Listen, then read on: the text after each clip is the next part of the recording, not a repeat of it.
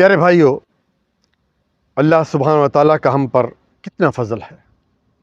اللہ تعالیٰ نے قرآن کریم سورۃ ابراہیم میں کیا فرمایا؟ وَإِن تَعُدُّوا نِعْمَتَ اللَّهِ لَا تُحْصُوهَا۔ کتنی نعمتیں ہیں، اور ان میں آج 3 نعمتوں کا ذکر کروں گا۔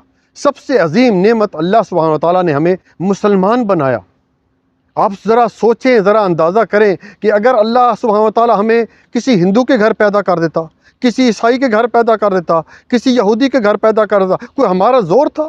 تو کتنی عظیم نعمت ہے کہ اللہ تعالیٰ نے ہمیں مسلمان بنایا۔ اس کے بعد دوسری عظیم نعمت کہ اللہ تعالیٰ نے جو ہے وہ امت محمد میں ہمیں پیدا کیا، صلی اللہ علیہ وسلم، جس کی خواہش نبی کرتے تھے، موسیٰ علیہ السلام جیسے نبی، کہ کاش ہم امت محمدیہ میں پیدا ہوتے۔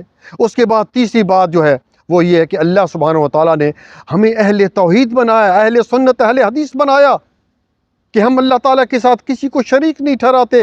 اور کتنے لوگ ہیں بھائیوں، کلمہ پڑھنے والے، نمازیں پڑھنے والے، حج کرنے والے، قبروں کے سامنے جھکے ہوئے ہیں، زندہ پیر کے سامنے جھکے ہوئے ہیں، مردہ پیر کے سامنے جھکے ہوئے ہیں، اور شرک کر رہے ہیں۔ اور یہ میں بات اپنی طرف سے نہیں کر رہا، بلکہ اللہ تعالیٰ نے سورۃ یوسف آیت نمبر 106 میں کیا فرمایا؟ وَمَا يُؤْمِنُ أَكْثَرُهُم بِاللَّهِ إِلَّا وَهُم مُشْرِكُونَ۔ بہت سارے کلمہ پڑھنے والے مشرک ہیں، کلمہ گو مشرک ہیں، یعنی مسلمان ہیں لیکن کیا مشرک ہیں، کیونکہ اللہ تعالیٰ کے ساتھ شرک کر رہے ہیں۔ تو بھائیوں، میری بات یہ یاد رکھیے کہ توحید پر زندگی گزرنی چاہیے، اور شرک سب سے بڑا گناہ ہے۔ جزاک اللہ خیر، بارک اللہ فیک۔